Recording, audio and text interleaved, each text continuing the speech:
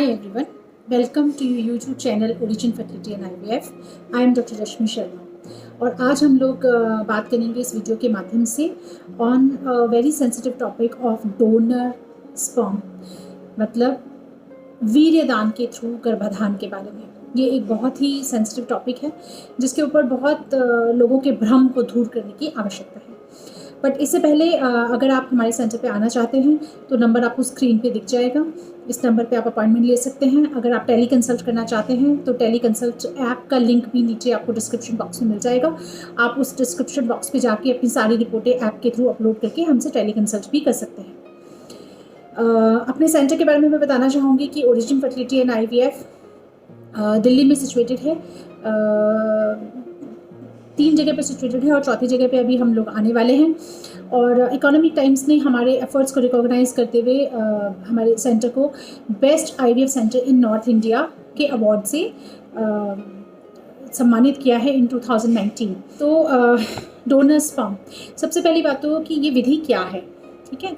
Donor sperm, I think जब से ये पिक्चर आई थी विकी डोनर, तो काफ़ी लोग इसके बारे में नॉलेज गेन कर चुके हैं। सिंपल सी बात यह है कि अगर किसी और पुरुष के स्पर्म्स को लेकर बच्चा पैदा कराया जाए हस्बैंड वाइफ के अलावा, तो तब हम उसे कहते हैं कि हमने गर्भाधान कराया डोनर स्पर्म की सहायता से, कृत्रिम गर्भाधान कराया डोनर स्पर्म की सहायता से, ठीक है। ये विधि बहुत पुरानी है। इनफैक्ट इसका जो पहला मेंशन मेडिकल साइंस में मिलता है वो 1909 में मेडिकल वर्ल्ड में एक लेटर पब्लिश किया गया डॉक्टर फोर्ड के द्वारा कि ये विधि के द्वारा 1884 मतलब 1884 में फिलाडेल्फिया की यूनिवर्सिटी में बच्चा पैदा कराया गया। उस समय, और मतलब जब वो मेन डॉक्टर की डेथ हो गई, डॉक्टर विलियम पेनकॉस्ट की, तब 25 साल के बाद उस स्टूडेंट जिसके कि वो स्पर्म लिए गए थे, उन्होंने इस चीज़ को पब्लिश किया कि ऐसा ऐसा हुआ था। उस समय इस चीज़ को लेके बहुत हल्ला मचा, बहुत एथिकल क्वेश्चंस उठे, मॉरल क्वेश्चंस उठे। सो मच सो ये माना गया कि किसी और का स्पर्म लेके ऐसे बच्चा पैदा कराना इमोरल है, अनएथिकल है, it can be a ground for divorce, हमें टेक्नोलॉजी ऐसे इस्तेमाल नहीं करनी चाहिए। ये सब बहुत हो हल्ला उस समय में हुआ। इनफैक्ट बहुत से जगह पे कानून भी बने कि इस तरह से बच्चा पैदा कराना एडल्टरी माना जाएगा, इनफर्टिलिटी माना जाएगा, ये चीज़ अच्छी नहीं मानी जाएगी। पर समय के साथ साथ जैसे जैसे टेक्नोलॉजी एडवांस करती है वैसे वैसे लोगों के परसेप्शन में और थिंकिंग में चेंज आता है, और फिर धीरे धीरे इस लोगों को समझ आया कि इसमें कुछ भी इमोरल नहीं है, कुछ भी गलत नहीं है।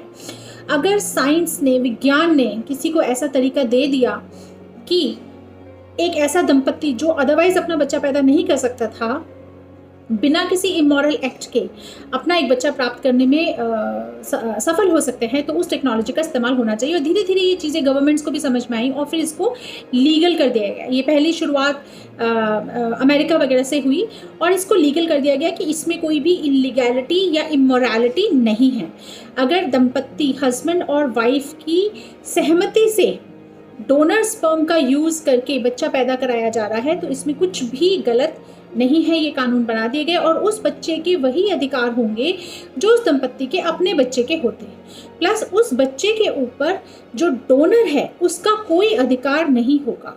ये सब कानून फिर बन गए और ये पूरा लीगलाइज हो गया और बहुत ज़्यादा यूज़ में आने लगा। इनफैक्ट सो मच सो कि 1970s में डोनर स्पर्म के बैंक बन गए। पहली शुरुआत कैलिफोर्निया USA से हुई और वहाँ पे प्रॉपर बैंकिंग शुरू हो गया। जब हमें स्पर्म्स को फ्रीज करने की टेक्नोलॉजी एडवांस्ड हो गई तो ये हुआ कि भी चलो फ्रीज करके रख ले जाए, डोनर बैंक्स तैयार हो गए। तो ये तो हुआ कुछ इन्फॉर्मेशन कि ये विधि क्या है। अब आते हैं कि किन पेशेंट्स को डोनर स्पर्म यूज़ करने की आवश्यकता पड़ सकती है, ठीक है। तो एक तो वो पेशेंट्स हैं जहाँ दंपत्ति में से हस्बैंड में शुक्राणु नील है या 0 है, ऐसे पेशेंट्स, और उनमें सारी जांचें हो गई, टेस्टिस में भी देख लिया गया कि स्पर्म शरीर में बन ही नहीं रहे हैं, तो ऐसे दंपत्ति के पास सिवाय डोनर स्पर्म यूज़ करने के अलावा कोई और उपाय नहीं है, क्योंकि अभी तक विज्ञान इतना एडवांस नहीं हुआ कि हम किसी सेल को लेके स्पर्म को पैदा कर सकें। अगर शरीर में अपने आप स्पर्म बन रहा है तो ही हम उसको इस्तेमाल कर पाएंगे। अगर स्पर्म बन ही नहीं रहा तो स्पर्म पैदा कराने की कोई भी टेक्नोलॉजी अभी विज्ञान ने हमें नहीं दी है और हमें किसी डोनर से ही वो स्पर्म लेना पड़ेगा। तो एक कपल तो वो हो गए।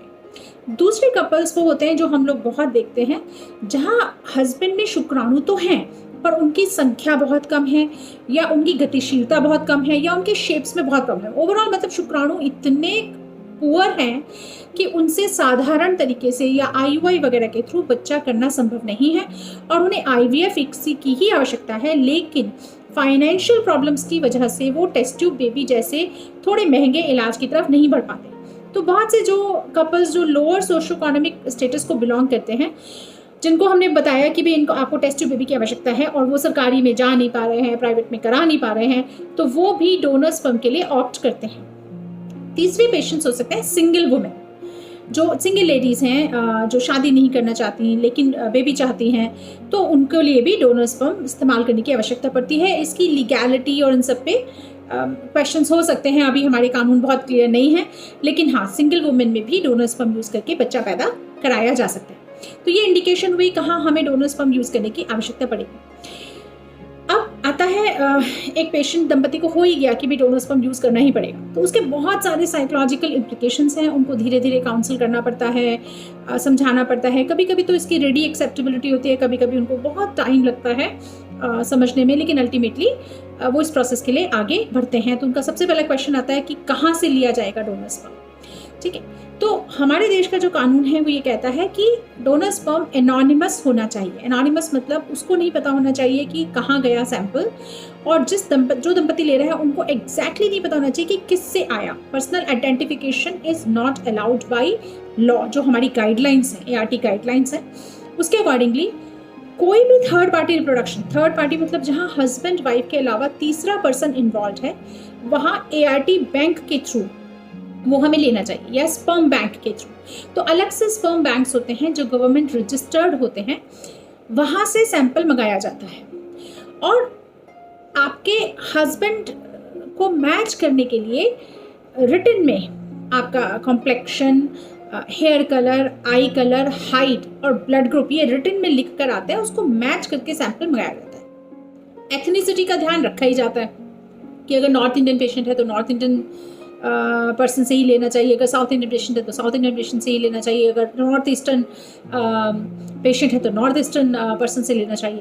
तो एथनिसिटी और ये फिजिकल कैरेक्टरिस्टिक्स का मैच करके मंगाया जाता है। जो बैंक के लोग होते हैं, डोनर स्पर्म बैंक के, वो कैसे डोनर को सेलेक्ट करते हैं?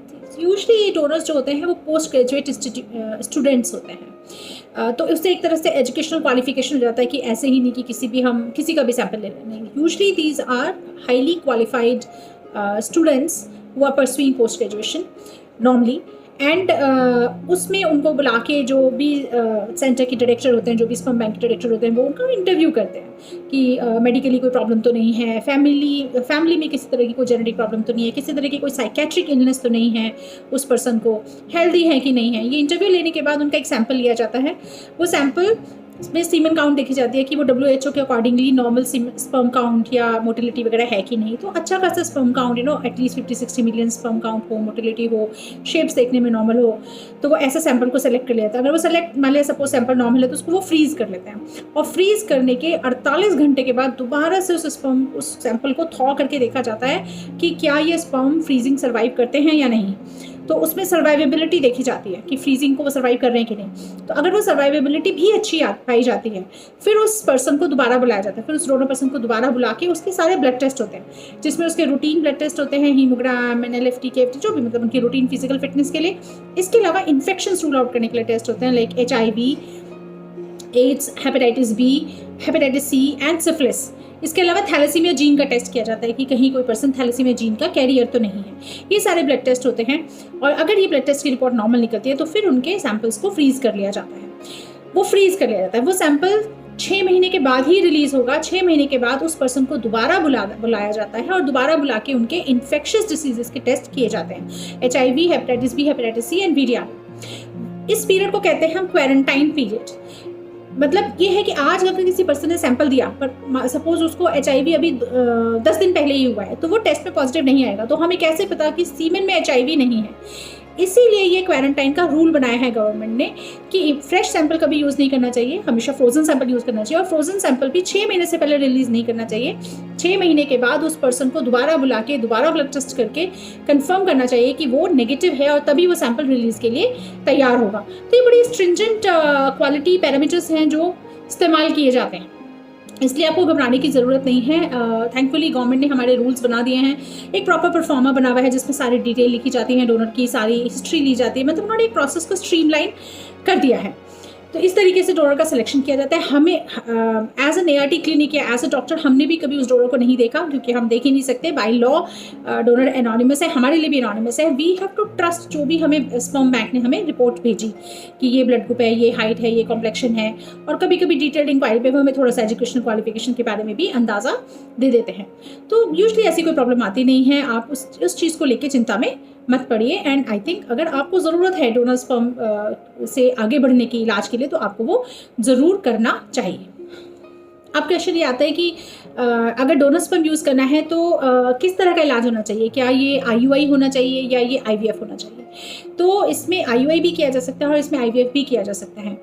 अगर फीमेल बिल्कुल नॉर्मल है, हेल्दी है, टाइम है, बहुत ज़्यादा एज नहीं हुई है, तो ऑफकोर्स पहले हमें IUI पे आगे बढ़ना चाहिए। IUI मतलब इंट्रा यूट्राइन इंसेमिनेशन, जो कि बहुत सिंपल इलाज है, जिसमें कि फीमेल को गोली दी खाने के लिए और फॉलिकुलर स्टडी के थ्रू एग देख लिया जाता है, और जिस दिन एग रप्चर हुआ उस दिन स्पर्म बैंक से सैंपल मंगा के वो सैंपल को एक बहुत ही सिंपल OPD प्रोसीजर में इंसेमिनेट कर दिया जाता है। ये IUI का प्रोसीजर होता है। लेकिन यहाँ समझने की बात यह है कि IUI की सक्सेस रेट किसी भी कंडीशन में 15 से 20% से ज़्यादा नहीं है। तो बहुत ज़्यादा होप आप उस साइकिल में इन्वेस्ट मत कीजिए। अगर 10 IUI होंगे तो 10 में से 2 सफल होंगे और 8 फेल होंगे। जो 8 फेल हुए उसका मतलब ये नहीं कि उनको दोबारा IUI नहीं कर सकते या बच्चा नहीं हो सकता। उनका फिर IUI किया जाएगा, वो भी फेल हुआ तो तीसरा किया जाएगा, तीसरा फेल हुआ तो चौथा किया जाएगा। मुझे लगता है कि डोनर स्पर्म IUI 3 से 6 साइकिल तक ट्राई आराम से किए जा सकते हैं, डिपेंडिंग अपॉन कि फीमेल की या वाइफ की एज कितनी है। अगर एज कम है तो आराम से 6 साइकिल तक सिंपली ट्राई किए जा सकते हैं। और अगर 3 से 6 IUI में भी सफलता नहीं मिलती है तो हमें IVF के लिए आगे बढ़ना चाहिए। अगर पेशेंट की उम्र ज़्यादा है या एग रिजर्व कम है तो हमें बहुत ज़्यादा IUI पे भी नहीं जाना चाहिए। 1 या 2 या मैक्सिमम 3 IUI में भी सफलता नहीं मिली तो IVF के लिए आगे इसमें बढ़ना चाहिए। अंत में मैं यही कहना चाहूँगी कि अगर हमें विज्ञान ने ये सुविधा दी है कि बच्चा पैदा कराया जा सकता है हस्बैंड के शुक्राणु निल होने के बावजूद, तो इसका हमें फ़ायदा उठाना चाहिए। ये पूरी तरह से कानूनन है, सेफ़ है, आसान है। तो अपने आप को किसी बहुत ज़्यादा साइकोलॉजिकल ब्लॉक में ना रखें और इस तकनीक के लिए आगे बढ़ें अगर इसकी आवश्यकता है तो। Thank you so much.